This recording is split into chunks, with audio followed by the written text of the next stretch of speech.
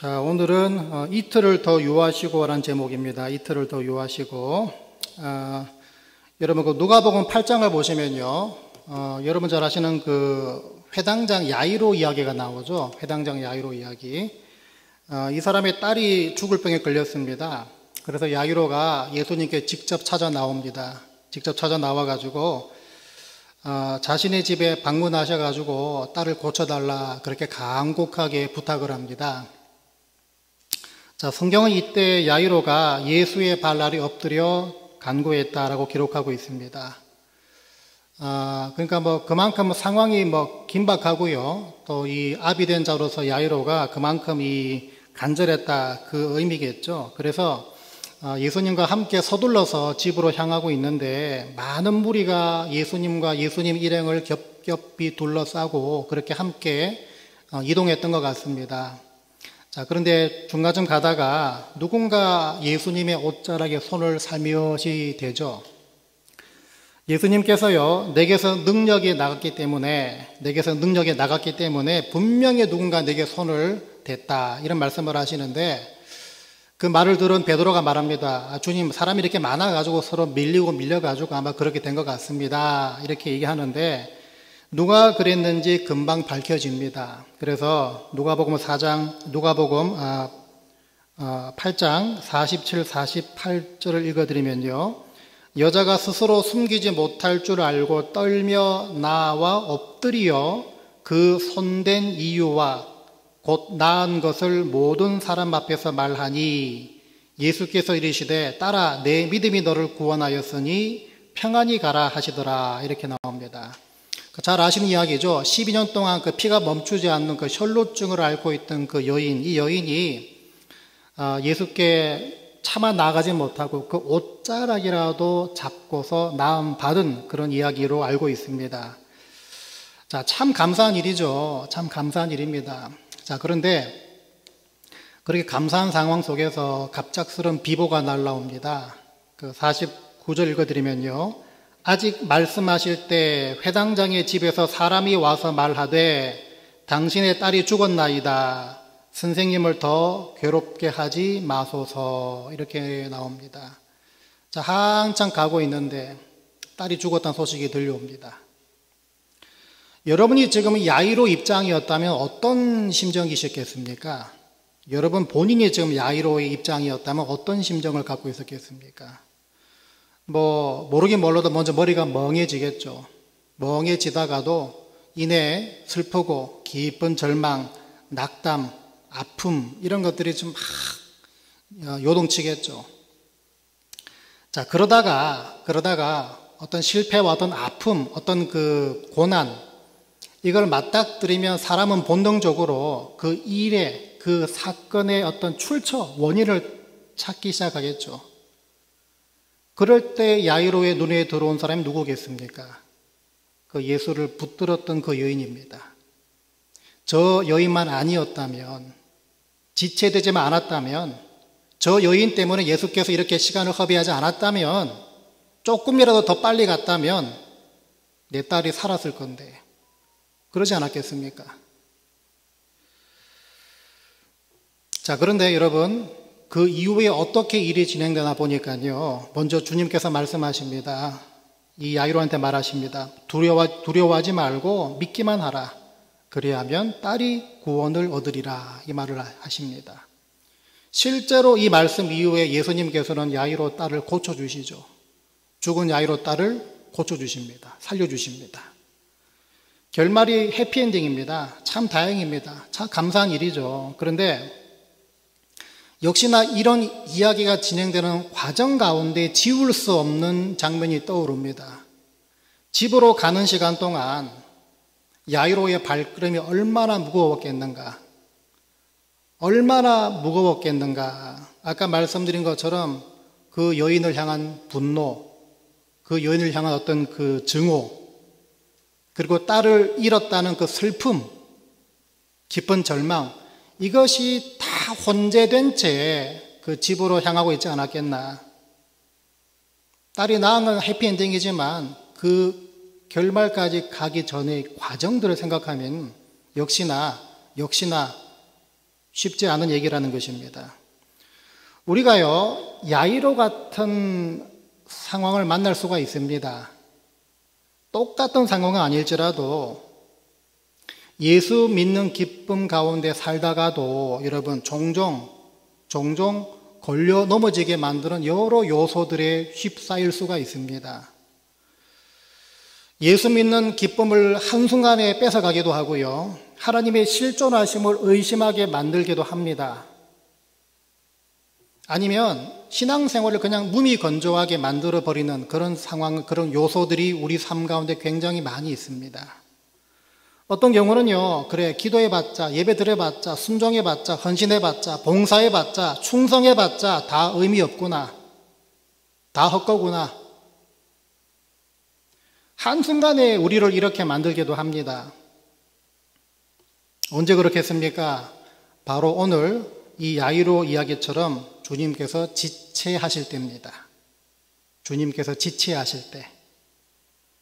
주님이 내가 원하는 방식으로, 주님이 내게 원하는 때에 응답하지 않으시고, 말씀하지 않으시고, 도와주지 않으시고, 인도하지 않으실 때, 다시 말해 주님께서 지체하실 때 한순간에 무너지게 됩니다. 제가 개인적인 얘기를 해서 참 죄송하지만요, 지금 한국에 계시는 저희 형님도 같은 케이스입니다. 저 형님도 고등학교 때까지 그렇게 열심히였고 그렇게 뜨거웠습니다. 그런데 대학을 2번 떨어지고 소위 말해 삼수를 하는 기간 동안 말씀드린 것처럼 그래, 기도해봤자, 예배 드려봤자, 충성해봤자, 헌신해봤자, 열심을 품어봤자 아무 의미 없구나. 이렇게 됐고 아직까지 그러고 있습니다. 주님이 실제로 내가 바라고 원하는 때와 방식으로 응답하지 않으실 때가 분명히 있습니다. 지체하실 때가 있습니다. 내가 원하는 방식과 내가 원하는 때에 길을 열어주지 않으시고요. 다시 말해서 지체하시거나 침묵하실 때 우리는 많이 낙담하고 많이 시험 들고 때로는 예수와 교회로부터 단시간 혹은 장시간 동안 등을 돌리기도 합니다. 자, 그래서 오늘 우리는 원초적인 질문을 해봐야 합니다. 하나님께서는 왜 지체하실까? 하나님은 왜 침묵하실까라는 질문을 해보셔야 합니다. 오늘 본문도 같은 주제를 담고 있는 이야기입니다. 우리가 죽은 나사로를 살리신 이야기 너무나 잘 알고 있습니다. 죽었던 나사로가 마치 이집트 미라처럼 무덤에서 걸어 나오는 장면이 너무 극적이다 보니까 대부분 그 장면에만 주목을 하고 있습니다. 나사로야 걸어 나오너라 그러니까 이렇게 그렇게 나왔겠죠. 미라처럼. 그게 만화로 영화로 보니까 항상 이 장면이 남아 있는데요. 자, 근데 우리가 오늘 주목할 부분은 다른 곳입니다. 바로 나사로가 병들어 죽게 됐다는 소식을 들었을 때 예수님의 최초의 반응입니다. 최초의 반응. 같이 읽었지만요, 6절, 7절을 제가 다시 읽어드립니다. 나사로가 병들었다 함을 들으시고 그 계시던 곳에 이틀을 더 유하시고 그 후에 제자들에게 이르시되 유대로 다시 가자 하시니. 오늘 설교 제목입니다. 이틀을 더 유하시고. 나사로가 병들었다는 소식을 들으신 후에 예수께서는 이틀을 더 지체하셨다는 것입니다. 나사로가 살던 동네에 예수께서 이르렀을 때는요, 나사로가 병들었다는 소식을 전해 준 그 사람이 그 나사로가 살던 동네에서 출발했을 때 그때보다 계산하면 나사로 동네에 있던 사람 입장에서는 예수께서 4일 만에 그 동네에 도착하신 것입니다. 자, 주님께서 도착하셨을 때 나사로의 누이였던 마르다와 마리아가 똑같은 말을 합니다. 그래서 21절과 32절을 보면요, 주께서 여기 계셨더라면 내 오라버니가 죽지 아니하였겠나이다, 이런 말을 합니다. 이 말을요, 나사로의 병들었다는 소식을 들은 사람이 이 말을 옆에서 들었다면 어떤 생각을 했겠습니까? 이 누이들은 주님이 여기 애시당초 계셨더라면 나사로가 죽지 않았을 것이다 얘기하고 있지만 병들었다는 소식을 전해준 그 사람 입장에서는요, 예수께서 이틀을 더 유하신 걸 본 사람 아닙니까? 그럼 당연히 지체하지만 않으셨다면, 조금만 더 일찍 오셨다면 나사로가 안 죽었을 것인데, 이렇게 생각했겠죠. 12년 동안 혈루증 앓던 그 여인이 예수를 붙잡지 않고 주님이 지체하지만 않으셨다면 내 딸이 살았을 거라는 그 야이로와 같은 마음이었을 거라는 그 말입니다. 자, 상황이 이렇게 흘러왔습니다. 하지만 나사로가 병들어 죽게 됐다는 소식을 들으셨을 때 주님은 4절에서 애시당초 이렇게 말씀하셨습니다. 이 병은 죽을 병이 아니라 하나님의 영광을 위함이요 하나님의 아들이 이로 말미암아 영광을 받게 하려 함이라. 그리고 나사로를 살리시기 직전에 42절에서 이렇게 말씀하십니다. 항상 내 말을 들으시는 줄을 내가 알았나이다. 그러나 이 말씀 하옵는 것은 둘러선 무리를 위함이니 곧 아버지께서 나를 보내신 것을 그들로 믿게 하려 함이니이다. 깊은 슬픔과 낙담과 절망 가운데 휩싸여 있던 회당장 야이로한테도 예수께서 두려워하지 말고 믿기만 하라. 그리하면 딸이 구원을 얻으리라. 이 말씀을 해주셨습니다. 자, 그런데 이 나사로 이야기에서 예수께서 하신 말씀과 야이로 이야기에서 예수께서 하신 말씀은요, 단순히 어떤 위로와 소망을 주시는 차원의 말씀뿐만이 아닙니다. 오히려 나사로 이야기와 야이로 이야기에서 주님의 그 지체하심에는 분명히 어떤 목적이 있는 걸 볼 수 있는 지점들입니다. 제가 몇 번 말씀드렸지만요, 예수께서 수많은 이적을 행하신 그 목적에는요, 크게 두 가지가 있습니다. 첫째는 예수의 하나님 아들 되심을 믿게 하기 위함이고요. 두 번째는 예수가 구원자 되심, 구세주 되심을 믿게 하기 위함인 이 두 가지 목적이 있습니다. 그렇다면 오늘 사건과 야이로 이야기를 그 목적, 그 두 가지 목적에 대입을 해서 보게 되면 어떤 답이 나오겠습니까?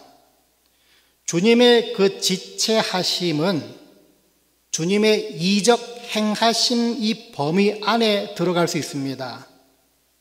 왜 그런가 하면요, 병들어 죽게 됐다는 사람의 소식을 듣고 예수께서 지체하신다, 그 말은 뭐겠습니까? 곧바로 가지 않고 지체하신다, 그 말은 뭐겠습니까? 그 사람의 완전한 죽음을 말합니다. 완전한 죽음을 말합니다. 야이로의 딸과 나사로의 완전한 죽음이 예수의 지체하심 가운데 들어가 있다는 것입니다.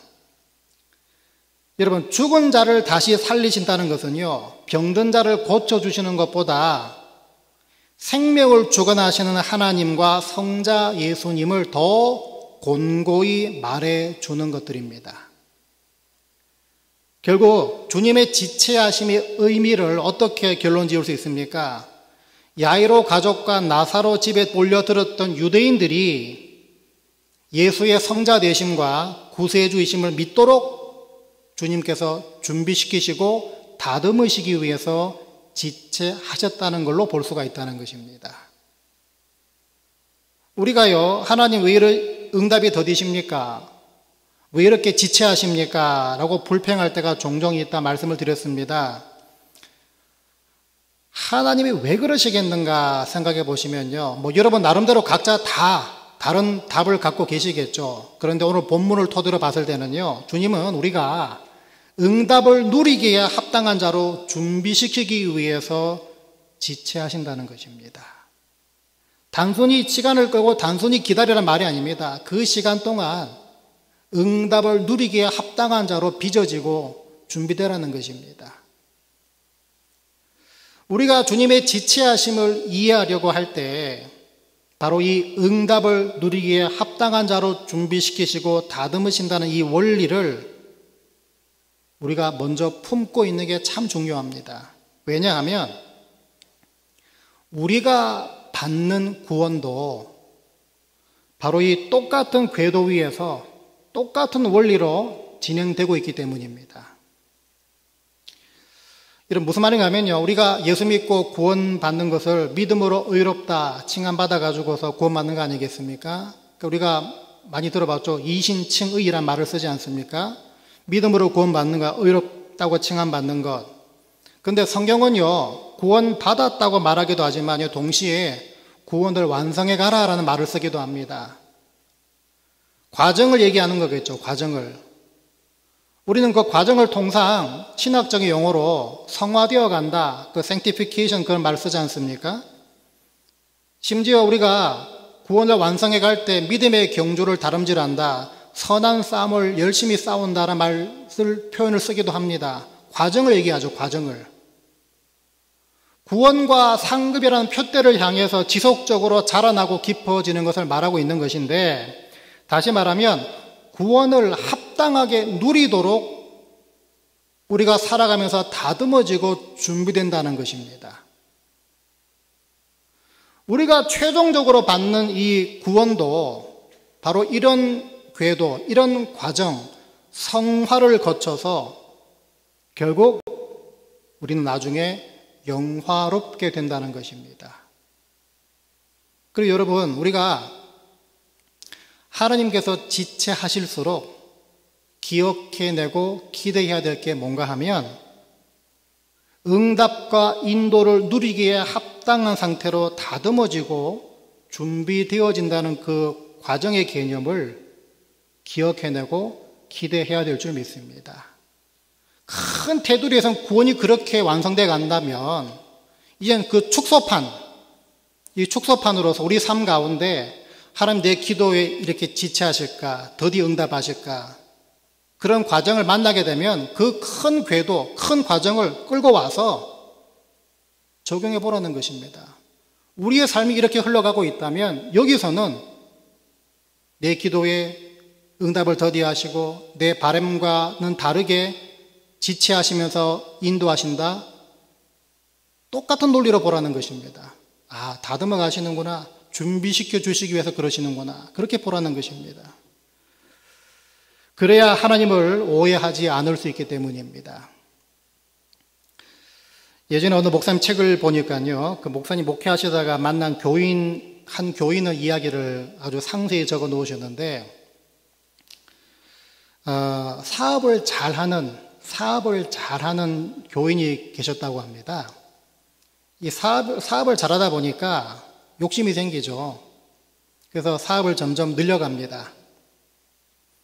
근데 사업을 늘려가고 사업이 잘 될수록 바빠지고 또 바빠지니까 피곤해집니다. 그러니까 주일에 교회 나오는 것도 뜸해지기 시작하죠. 어느 순간에 가서 무리해서 사업을 확장했는데, 그러느라 뭐 여기저기 아마 이분이 그 사업 자금을 또 돈을 빌렸나 봅니다. 자, 하루는 이 교인이 마치 어떤 쫓기는 행색, 또 굉장히 심각한 얼굴로 목사님을 급하게 찾아왔습니다. 하는 말이요, 회사가 부도 났는데 목사님께 조언을 구하러 왔다는 것입니다. 사실 이제 도망가서 숨기 전에 지푸라기라도 잡고 싶은 심정으로 목사님을 찾아온 것이었는데, 한참을 듣다가 목사님께서 이분에게 이런 말씀하십니다. 돈 빌린 분들에게 진정으로 사과하시고 죗값을 받으시기 바랍니다. 이 교인이 목사님 말씀에 충격을 받고요, 굳은 얼굴로 사라지셨다고 합니다. 그 이후로 소식이 끊기고 목사님 역시 목회지를 옮기는 바람에 오랜 시간 동안 그때 그 만남, 그 대화를 다 잊고 살았는데, 우연히 그 교인을 다시 만났습니다. 그런데 이 교인이요,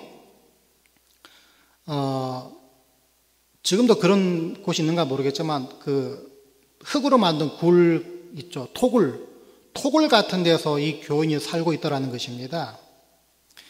이 그동안 무슨 일이 있었는가 물어보니까 그 목사님과 헤어진 이후에 실제로 도망을 다녔다고 합니다. 도망 다니고 숨어 살다가 결국에는 붙잡혀서 실제로 이제 감옥에 가서 죗값을 치렀는데요. 참 다행인 것은요, 그분이 그 감옥에서 예수를 다시 만납니다. 예수를 다시 만납니다. 그리고 출소 후에 매달 그 피해자들, 본인한테 돈 빌려준 사람들한테, 그 피해자들한테 매달 조금씩 많은 액수는 아니지만 조금씩 꾸준하게 돈을 갚고 있느라 이렇게 토굴 같은 데서 살고 있다, 그런 말을 하십니다. 그 말을 가만히 듣고 있던 목사님이 이분 얼굴을 보니까요, 본인이 마지막으로 기억하고 있던 그 교인 얼굴이 아니었다는 것입니다. 그때는 경직되고 굳어지고 굉장히 두려워하고 굉장히 불안해하고 어떤 그런 얼굴이었는데, 지금은 너무나도 평안한 얼굴이라는 것입니다. 그러면서 이 교인이 결정적인 말을 하는데 이런 말을 합니다. 목사님, 저 그때 안 망했으면 진짜 망할 뻔했어요. 이런 말을 합니다. 목사님, 그때 저 안 망했으면 진짜 망할 뻔했어요. 여러분, 하나님께서 우리를, 저와 여러분들을 흥하게 하시려고 때로는 우리를 망하게 하십니다. 그러면 그 망함은요, 흥함을 합당하게 누리기 위한 과정이 되는 것이죠. 과정이 되는 것입니다. 준비가 되는 것입니다. 같은 논리로 하나님은 우리가 하나님의 응답과 하나님의 인도를 합당하게 경험하게 또한 누리게 하시려고 때로는 지체하시고 때로는 침묵하십니다. 거룩한 밀당이죠, 하나님과. 여러분, 그래서 주님의 지체하시면은요, 우리가 지금 당장은 품을 수 없는 참 깊고 오묘한 뜻과 목적이 들어가 있는 것입니다. 한국에 그 웨이처치라는 교회가 있는데요, 그 웨이처치 그 송준기 목사님, 성함 아시는지 모르겠지만 큰 대형교회 목사님 아니십니다. 우리가 너무 큰 교회, 명설교자 이런 분들만 듣다 보니까 그 삶의 작은 부분에서 정말 충성하시고 헌신하시고 좋은 말씀, 능력의 말씀 전하시는 목사님들을 우리가 참 모를 때가 많은데, 이 송중기 목사님 이런 말씀을 하신 적이 있습니다. 기도할 때 하나님께 울면 울 일이 없습니다. 기도할 때 하나님께 울면 울 일이 없습니다. 이런 말을 하십니다. 참 마음에 와닿더라고요. 무슨 말이겠습니까? 주님께 다 쏟아내라는 것입니다. 주님께 다 쏟아내라는 것이겠죠. 주님이 지체하신다고 느끼실 때, 하나님 도대체 왜 이러십니까? 라고 생각이 들 때, 주님이 정말 이해할 수 없구나 라고 생각하실 때, 심지어 주님께 여러분 화가 나실 때 주님께 마음껏 화내시고 주님께 마음껏 울부짖으시기 바랍니다. 주님께 답답해 하시기 바랍니다. 그러면 답답할 일이, 화낼 일이 없게 되겠죠. 이게 뭔 말인가 하면요, 주님과 모든 문제를 딜하라는 것입니다. 우리 무슨 문제 닥치면요, 사람과 혹은 상황과 딜하려고 합니다. 그러지 말라는 것입니다. 주님과 딜하게 되면 사람과 상황과 딜할 일이 없게 되기 때문입니다. 자꾸 사람과 딜하려고 하고 자꾸 상황과 딜하려고 하다 보니까 별의 일이 다 생기는 거 아니겠습니까? 여러분, 야이로가 그 여인 멱살 잡은 게 아닙니다. 나사로의 누이들이 예수께 나사로 소식을 전하러 갔던 사람, 그 사람을 원망한 게 아니었습니다. 주님과 딜했습니다. 왜 그렇습니까? 기도할 때 주님께 화내고 원망하면 화낼 일과 원망할 일이 사라지기 때문입니다. 지금 여러분 삶에서요, 주님이 마치 지체하시는 것 같은 그런 일들이 있습니까? 여러분 삶 가운데 지금 주님께서 마치 침묵하시는 것 같다, 모른 체 하시는 것 같다, 왜 저러시지? 답답해하는 분들이 계십니까? 주님께 답답해하시고 주님께 따지고 주님께 울부짖고 주님께 분노하고 기도의 자리 가운데 그렇게 하시길 바랍니다. 그러면 그럴수록, 다시 말해서 주님과의 끈을 끝까지 놓지 않고 있을 때 결국에는 응답과 인도를 누리기에 합당한 자로 빚으시고 다듬으시고 준비시키시는 하나님의 그 세심한 손길을 나도 모르게 발견하고 경험하게 되실 줄 믿습니다. 주님과 이런 거룩하고 건강한 밀당을 하셔서 주님의 지체하심에 분노하든 억울해하든 슬프든 아니면 안이 꼽든 일단 주님께 그걸 다 들고 나오셔서 인도와 응답을 누리기에 합당하게 늘 다듬어지고 또 빚어지는 분들 다 되시기를 주의 이름으로 간절히 축원드립니다.